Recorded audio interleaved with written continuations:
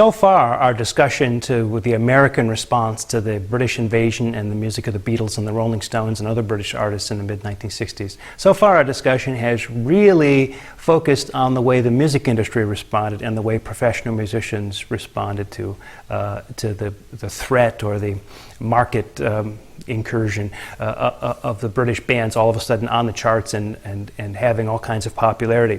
But when the Beatles first performed on February the 9th, 1964 on the Ed Sullivan Show, there were kids all across the country who saw the Beatles and wanted to be just like them.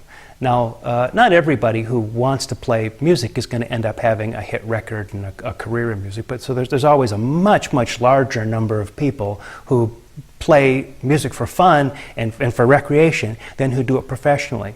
In many ways, the scene that was called the garage band or the garage rock kind of scene that arose in the 60s was a direct consequence of kids all of a sudden who maybe already played guitar because during the folk revival they'd been humming and strumming to Kingston Trio songs or Peter, Paul and Mary, you know, hanging out by the beach campfire singing these kinds of songs. And when the Beatles came along, it turned out they could use a lot of those same chords, and if they just got an electric guitar and a drummer and a bass player, why, they could all of a sudden have a band. And of course they're called garage bands because the first place they could find to rehearse was probably in a garage if it wasn't in a basement somewhere. And so you get what garage band, the term has come to characterize, is a kind of a raw, rough and ready, full of enthusiasm, but maybe not so full of skill and musical prowess kind of music that has a kind of charm because of its the sheer energy of it. So these groups, these garage band groups, spring up all around the country, and some of them get awfully good. But like doo-wop, a lot of them are also kind of one-hit wonders because they've got this one song that they can really do very well, and so they'll have a regional hit with that song, but then it's very difficult for them to follow up.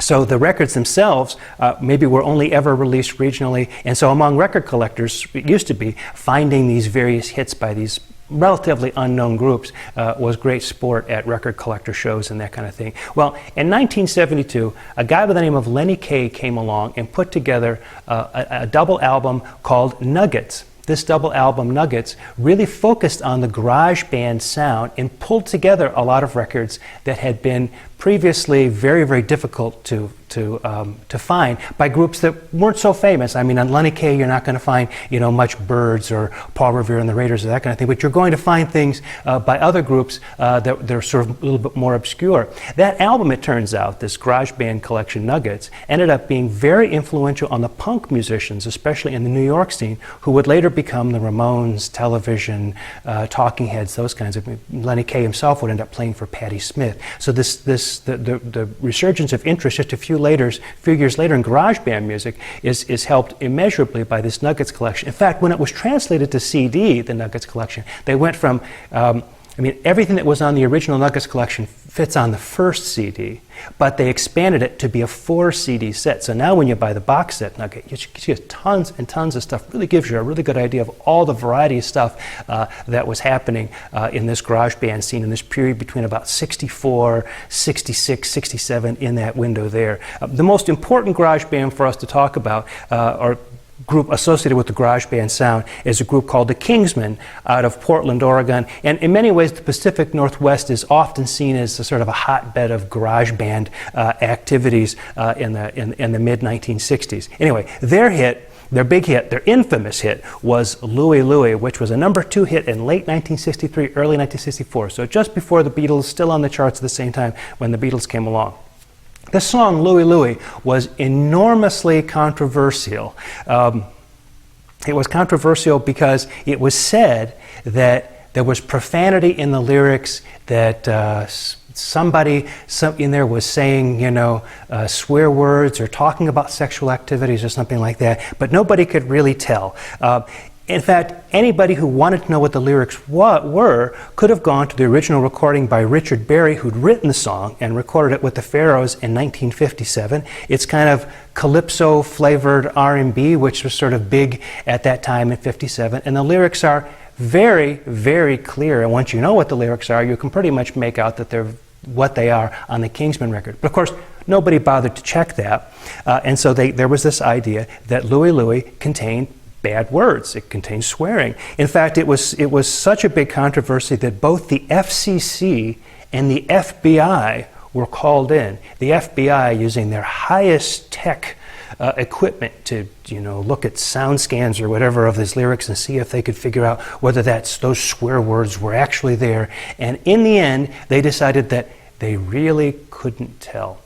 But for the Kingsmen and for Louie Louie, it made the song, the middle of a big controversy for a while, and was very, very good for business. Louie Louie is, if you're going to look at one song that is the sort of controversy song, sort of prototype, Louie Louie was that song. In fact, music journalist Dave Marsh wrote an entire book about Louie Louie and all of the shenanigans and episodes and scandal sort of associated with it. It's a fascinating kind of study. But when we think about, for example, the Rolling Stones, Can't Get No Satisfaction, and the controversy that began to swirl around that was only about a year after all this controversy with Louie Louie. We think about the Byrds, 8 Miles High, and the controversy around that being a drug song. Again, this whole controversy around songs is something that we see again and again. Louie Louie, the prime example. As far as the Kingsmen are concerned, they went on in 1964 to have a hit with a song called Money, and then in 1965 with a song called The Jolly Green Giant, that